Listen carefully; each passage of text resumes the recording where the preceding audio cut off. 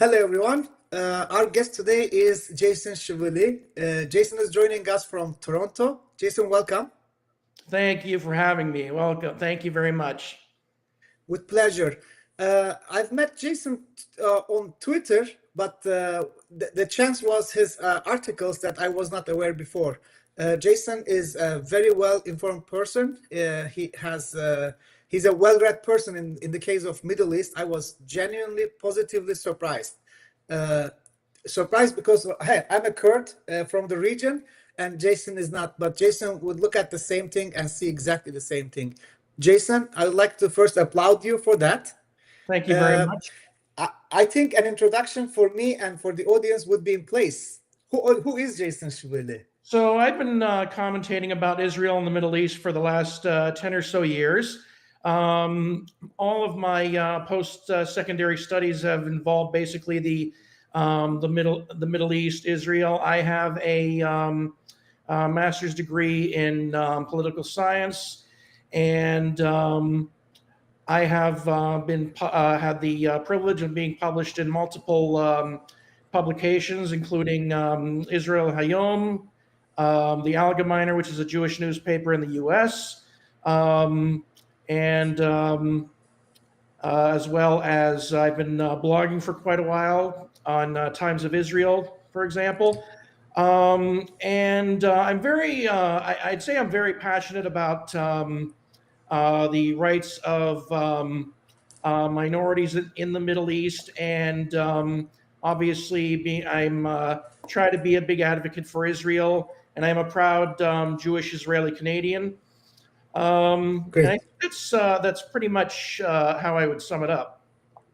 Well, that explains why you are so to the point when it comes to how you see the Middle East. But would you describe how you see the Middle East, the current situation?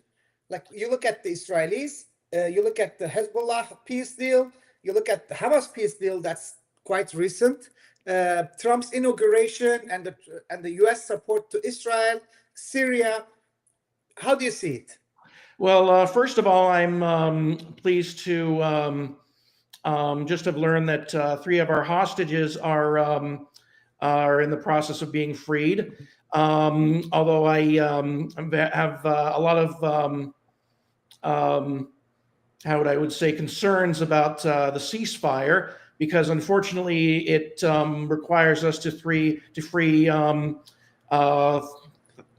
hundreds or thousands of terrorists, about 3,000, and many of these terrorists have blood on their hands, so they're hardcore murderers, basically. And unfortunately, what this ceasefire might do is encourage the terrorists, Hamas and the like, to take more hostages, which is exactly what the last hostage deal we made to return our soldier Gilad Shalit. We freed many prisoners in that exchange. One of whom was Yahya Sinwar, who was the leader of Hamas and who orchestrated the October 7th massacre. I will also say now, in regards to, of course, I'm here to talk about especially the situation of the Kurds in the Middle East. I'm very appalled, to be frank, about their situation. They're the largest ethnic group, basically, in the world without a country of their own. I believe their estimated population of 30 to 40 million. And it's really terrible how they've been basically spliced up into different countries, many of which I would say were really not meant to be. The borders were imposed by the Europeans. Yeah. Before we enter that, may I ask you, why are the Kurds of interest to the Jewish? Well, because we've had Israel has had a very long-term relationship with the Kurds. It started in I believe the late 1950s, when we started providing support to Kurdish minorities, particularly in Iraq. And to this day, we continue to support the Kurds, and I hope we will continue to support the Kurds in all facets possible. Our Minister of Diaspora Affairs and Combating Anti-Semitism, Amichai Chikli, recently in last month made a very supportive statement about the Kurds, that He fundamentally supports Kurdish independence. Yeah. And of course, I'm very happy about that. But I have some concerns in the future because there are, first of all, not all Israelis agree that we should wholeheartedly support the Kurdish cause. There was, you wrote in response to an article by one who believes that we are like unsafely betting on the Kurds or gambling with the Kurds. And Correct. I don't believe that's true at all. I think we're doing the right thing and the moral thing here. And as Jews, I believe we're honestly duty bound and required to support people's right to self-determination. And the Kurds being one. But yeah, like ethically, I agree with you. It's the right thing to support the Kurds, not only because you are Jewish and in Israel. I think it's the right thing to do, no matter who you are and how you're looking at it. But politically speaking, what I observe is, and I'm 49 years old. I was born and raised in Iskenderun. That is like 4 or 5 hours drive. If you had a straight highway from Haifa, it's a port city, right? So when we were raised by Turks, because the schools that we go are Turkish schools. Oh yes, absolutely. We were educated to believe that the evil are the Jewish, right? That's how people are educated, how people are told about the Jews. Obviously, my first interaction was with a Jewish businessman in Iskenderun. He was there for some affairs. Obviously, that whole thing collapsed right away, right? It's nonsense. There is no such thing. But then this is on the individual level. Okay, then you grow up, you become intellectual, you read about things. When I was a teenager, the prominent Kurdish intellectuals at the time would advocate, would tell us, would make us believe that the Jewish would be our future allies. Not there, not then, because it's realpolitik, right? At the end of the day. But today, like fast forward to today, to 2024 to 2025, I see like the Kurds and the Zionist Jews are Kurds are entering to that Zionist front. Like where Israel was alone, now I see that there's an alliance forming, and Kurds are happy about it. And when I say Kurds are happy about it, we are 80% pure Muslim Kurds, but we have 20% different beliefs.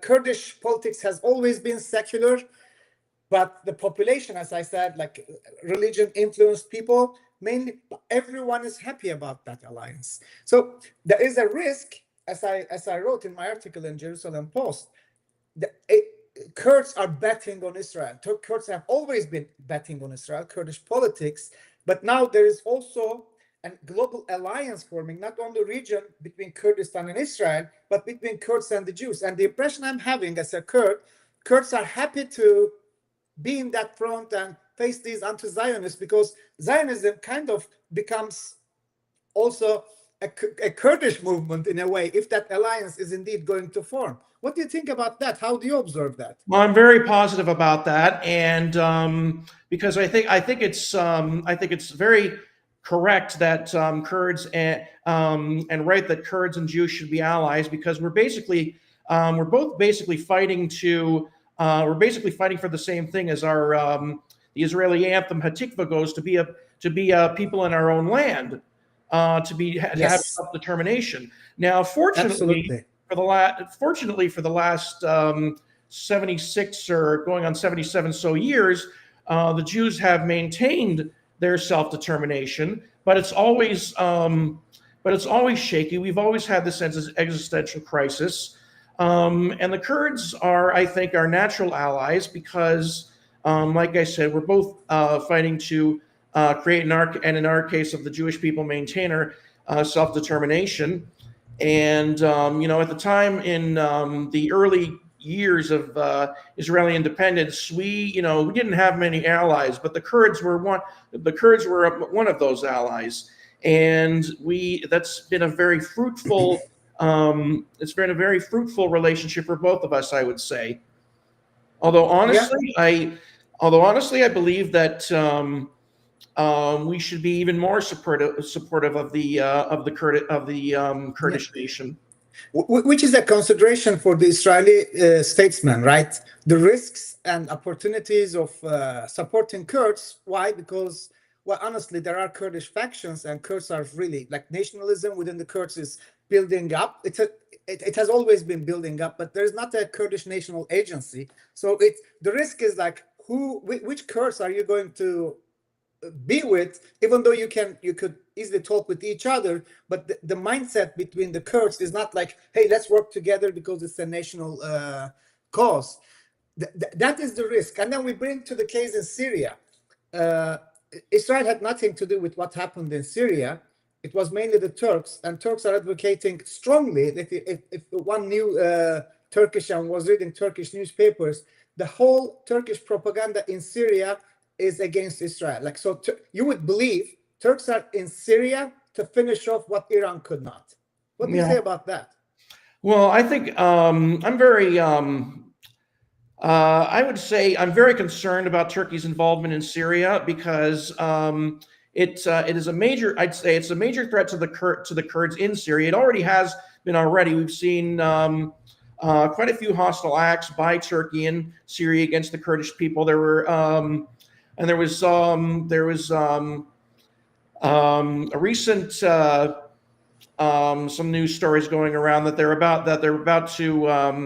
the Turks were about to invade a city on the border with Turkey. I'm sorry, the name of the city doesn't come to my mind now. Maybe you. Israeli border? No, the Turkish-Syrian border. There were news stories going around recently that. Kobani, that's the Kurdish correct. one. Yes. Yeah, Kobani. Well, they have been trying to do this for like what, 12, 15 years now. They've tried it. They tried it through Daesh. What do you call it? ISIS. Yes, Islamic State. Yep. ISIS was a Turkish attempt to finish off the Kurds. They failed with ISIS, and then they came with the name Free Syrian Army. This failed because there are a bunch of Turkish mercenaries collected from the ISIS remnants. And now they have recently named it SNA, Syrian National Army. They are not Syrian. They are not national. They are Turkish mercenaries. They want to finish off the Kurds. But then there is Hayat Tahrir al-Sham, al-Julani. I think like anyone who wants to play a game in Syria is in difficulty because you have the Al-Qaeda guys in Damascus, you have the Turkish guys in the north, and then you have the Kurds, which you do not have direct logistics access. And who is your good guy? And then the Alawites and Christians are there, and they don't have their political agency in the region. It's really difficult. But go ahead with your analysis of Turkey's doings in Syria. Turkey, like I said, I think Turkey honestly wants to control Syria. Tayyip Erdogan, he wants to restore the Ottoman Empire, basically. Okay. Before he came to power, Turkey was honestly a very different country. It was staunchly secular. It was staunchly anti-Islamist. But all that changed when Erdogan came to power. And I think, but here is one constant in Turkey: they have always oppressed and persecuted the Kurds, and I'm sure I don't have to tell you that. They don't even acknowledge you exist. Okay, they called you Mountain Turks. Mountain Turks, is that what they used to call? Correct. Yeah. They won't even let you speak your own language. They still don't. Yeah, well, it's absolutely disgusting the way that, and Turks are not alone in their persecution of the Kurds. Obviously, I don't have to tell you again. There's a lot of in Iraqi Kurdistan. There was a lot of Arabization going on and attempts to push the Kurds out. And actually, the latest one, I believe, 2017, when Iraqi Kurdistan had a referendum on independence, and as a result, the Iraqi military went into Kirkuk and took that territory away. Yeah. Not only Kirkuk, but like the 50% of the lands that are Kurdish in Iraq are now under the control of Shia Arabs who have historically nothing to do with that region. No. Correct. So but then in Syria, Turkey wants to install a puppet regime in Damascus for themselves. Right? I think their first priority, their strategy is to install a puppet regime in Damascus, But if they cannot do that, their tactical objective is not to make sure that the Kurds get nothing. They want to smash any Kurdish agency in Syria.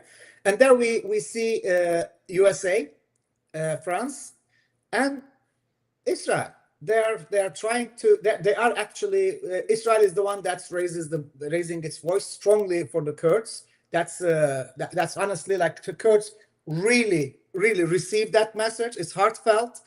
It could be tactical, but the Kurds don't feel it that way. Kurds receive it in their heart. We believe it's a strategical approach from Israel. What do you think? Israel is a country, right? Israel is a country in a fragile region, surrounded by its enemies. And Israel's security is no one else's job. It's Israel's job. So occupying, not occupying, but getting more control of more of the lands further east and north of Golan Heights is for the security of Israel. But then we come to the issue of the Druze. Druze, as they tell their account, they are originally from Kurdistan. But today they are completely Arabized. Now they have become a religious minority in brackets. They are a religious group in the region. They exist in Syria, Lebanon, and Israel. Yeah. As I talk to my Kurdish friends, when I say, before these things happened, actually, before the fall of the Assad regime, I said, if you were a Druze in Syria, if you were a Druze in Lebanon, you would look at your brothers in Israel and say that you want to be part of Israel. The only country that you are not persecuted. What do you want to comment about that? Well, you know what? Actually, I'm glad you brought that up, because not too long ago, in fact, maybe just days after the Assad regime in Syria was overthrown, a few Druze villages just east of the buffer zone between Israel and Syria asked to be annexed to Israel. Now, I'm not really sure about what Israel's policy on that is going to be, whether they're going to, we have, in the early 1980s, we annexed the Golan Heights. Whether or not Israel is interested in annexing more territory, like the rest of what we call Mount Hermon, or those Druze villages that asked to be annexed to Israel, I don't have any idea about that. But the Druze actually are another minority in the Middle East without a country of their own. Now, in Israel, they're very well integrated into Israeli society. They're very patriotic, in fact. Some of our Druze citizens have been, unfortunately, been casualties of the war in Gaza. And we can't, we couldn't have asked, honestly, for better from the Druze people in Israel. They're just fantastic citizens, and I can't say enough good things about them. Look, when we talk about the Druze in Syria, and obviously the Kurds in Syria, and obviously the Alawite in Syria, right? Okay, Assad was Alawite, but the regime was not Alawite. It was a Sunni dictatorship. If you have to force and put a name to what the Assad regime was, it was not Alawite. The ruling family was Alawite, but the regime was not Alawite. Alawite are a minority in Syria. Yes, and they are subject to persecution today, and rightfully they are scared. Absolutely, about their fate going forward. And the same applies to Christians. Like, people, when they think of Middle East, they are thinking of a unified, monolithic Sunni Arab region. That is not true. Like, the Christians in Syria has always been a prominent part of the society, similar to Lebanon, perhaps, right? Yeah. So people fear for their future. And we talk about territorial integrity of countries, right? Why do we care? I think that maybe it's we especially the West talks about maintaining the territorial integrities of countries that really shouldn't be that really aren't meant to be and really shouldn't be kept together. Maybe because they want to preserve the curtain order and keep things as they are. Maybe they're concerned that if they allow certain groups in the Middle East or beyond to have their own countries, that they're going to be dealing with more separatist issues in their own countries. We have, you know, I don't have to tell you, we have a strong separatist movement here in Canada and Quebec. So obviously, you know, no country in the West, I'd say most countries in the West have some independence movement of some sort in a particular region where they're advocating for independence. Correct. So they don't. So those are a couple of the reasons I would suggest that they're wedded to territorial integrity, and they really shouldn't be, especially as far as Syria goes. And in my last article, the last article I had published in Israel Hayom, advocated the division of Syria along basically ethnic, national, and religious lines. And the West really has really since the First World War has applied a real double standard when it comes to their people and people in the Middle East. The Woodrow Wilson, who was the president of the United States during World War I, he had he had a doctrine, or I believe it was called his 14 points, and one of them was their self-determination for the different peoples. Yeah, that was the Wilson principles. You're right. Yes, that's correct. Yeah, yes. Self-determination for the nationalities of the Austro-Hungarian and the Ottoman Empire. But you know, we got real nation states like Austria and Hungary out of the. They were allowed to claim their independence, but for the Middle East, it was different. The Europeans divided the Middle East into countries with artificial borders, people that didn't want to necessarily live with each other, didn't get along with each other, and as a result, we've had decades of bloodshed. Correct. So we speak of territorial integrity and the West, and then we have Turkey that talks about territorial integrity of Turkey, territorial integrity of Syria. But when we look at the actions, Turkey actually wants to annex Syria, parts of Syria, definitely. And they have actually practically annexed, right? When we talk about Idlib, when anyone goes to and looks at the map, where it says SNA, Turkish mercenary or Turkish army controlled region, they are properly, officially annexed by Turkey. They are ruled by Turkish governors. Turkish Telecom is operating there. They are using Turkish currency. So they are practically they are part of Turkey. Turkey has annexed them.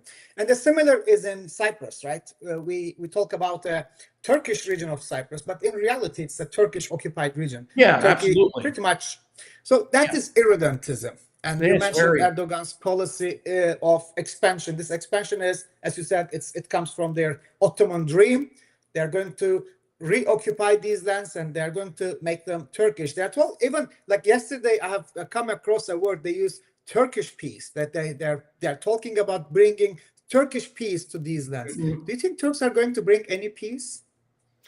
The only thing I think the Turks under Erdogan are going to bring is bloodshed, basically atrocities, and more persecution for the Kurds and other non-Sunni Muslims, basically, including Arabs. In fact, I would say that Turkey is a more dangerous enemy to Israel than Iran is, and it's a very dangerous enemy to. I fully agree with that. Yes, yes, I fully agree. Do you want to delve a little bit deeper into that? Why Turkey is a more serious threat than Iran has ever been? Well, because Iran has, for all its talk and bluster, has basically emerged as a, I would say, maybe I would say use the words. Somebody I know used these words to describe Iran, a paper tiger. They launched, a couple of massive missile attacks on us, and barely any of them got through because of our very advanced anti-missile defense system, and with the help of also the U.S. and other Western allies intercepting those missiles. We also attacked Iran directly and destroyed much of their missile manufacturing capabilities. Turkey is a member of NATO. It has all the Western weapons and hardware you can think of, and in fact, it has the second largest army in NATO. So they can do a lot. They can do a lot more damage than Iran can. And how about the religious connection between the like this, the Sunni connection. Iran was Shia. Iran was using the Shia in the region that people used to call proxies. Proxies are the political agencies, right? Yeah, But that's correct. the Shia population was never a real threat to Israel, and I would say that I would potentially expect Shia to be allies with the Jewish, but this didn't happen. But when you look at the Sunni, I think the real problem lies with the Sunni population, and Turkey is ruled by an Islamic Brotherhood political agency that is Erdogan and his party, right? Yeah, it's the same ideology. Yes, it's Turkey is in a way ruled by Islamic Brotherhood, and Islamic Brotherhood is the what do you want to talk about that? Actually, I'll leave it to you. Well, the Muslim Brotherhood has been around since, I believe, the 1940s. Now, by no means am I an expert in the Muslim Brotherhood, but they have all sorts of different branches. Hamas was originally a branch of the Muslim Brotherhood, and the Muslim Brotherhood is very strong throughout the Sunni Muslim world. You name it: Egypt, Jordan, and of course with the Palestinians. Even in Israel, we have people who are more or less carry the Muslim Brotherhood ideology. And so the Muslim Brotherhood has presented a danger to not only Israel but to other countries in the Middle East. In fact, the reason that some Arab countries in the Middle East have chosen to ally themselves with Israel, the saying goes, "The enemy of mine enemy is my friend," because they are just as scared of the Muslim Brotherhood as we are, and they don't want it. How do you think a threat, Erdogan-led or Turkish-led Islamic Brotherhood, is not only to the region, but considering with the like expansionist ambitions of Turkey, they want to rebuild their empire, and they find their allies with the Islamic Brotherhood political establishment, let's say, in the region, and this is regional, but Turkey also extends its arms to Libya, to Somalia, and Syria, Iraqi Kurdistan, right? They are in Iraq. They want to extend this as much as they can. They want to form an empire. These are imperialist ambitions, and they are building their base with Islamic Brotherhood.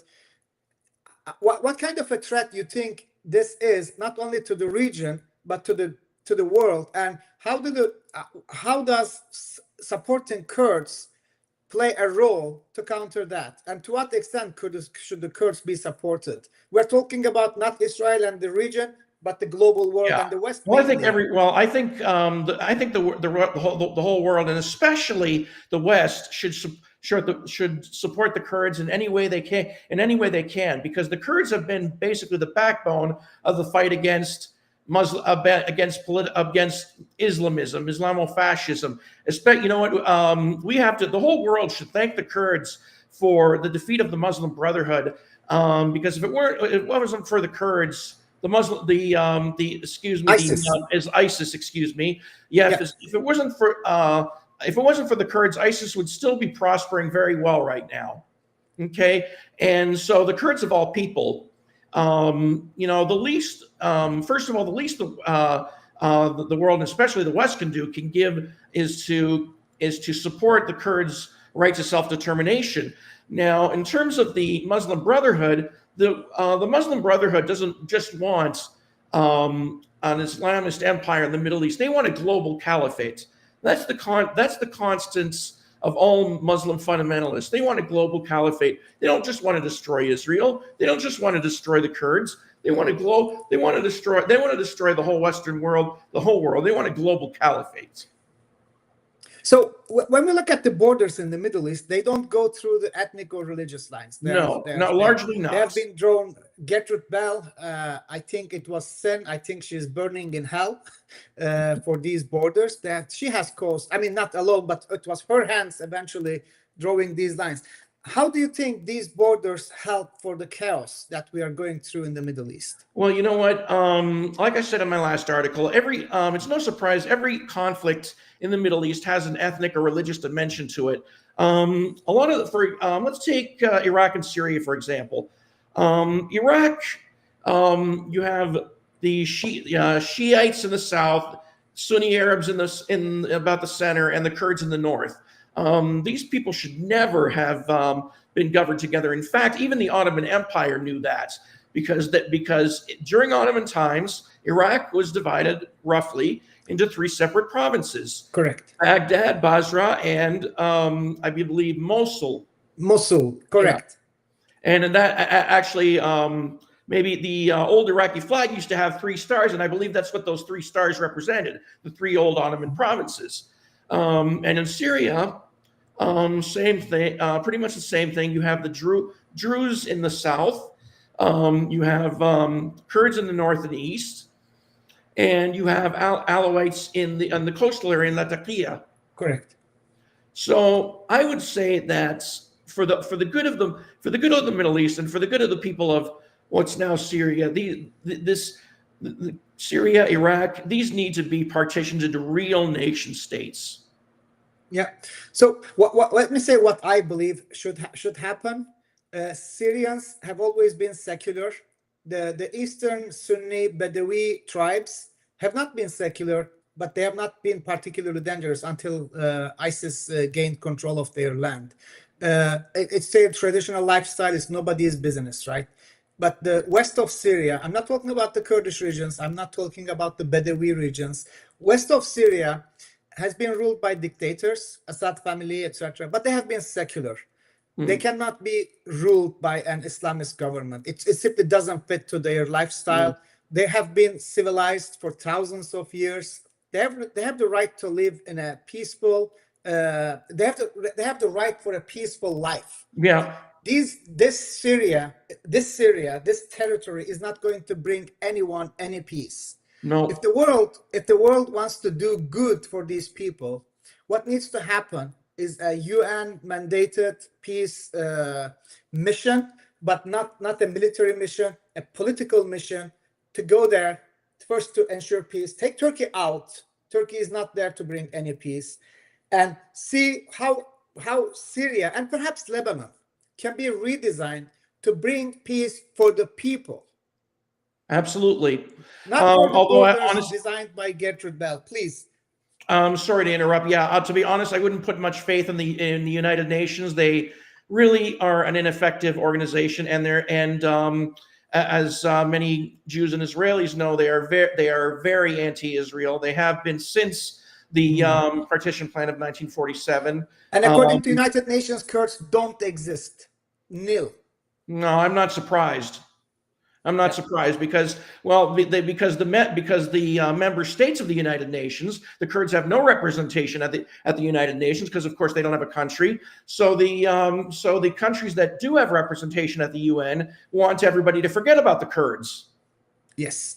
Yeah. So I think we agree on that. Well, I wouldn't be surprised if events evolved in such a way, and the Kurds and the Israelis, with support from perhaps the United States, took it to themselves to bring peace to the region.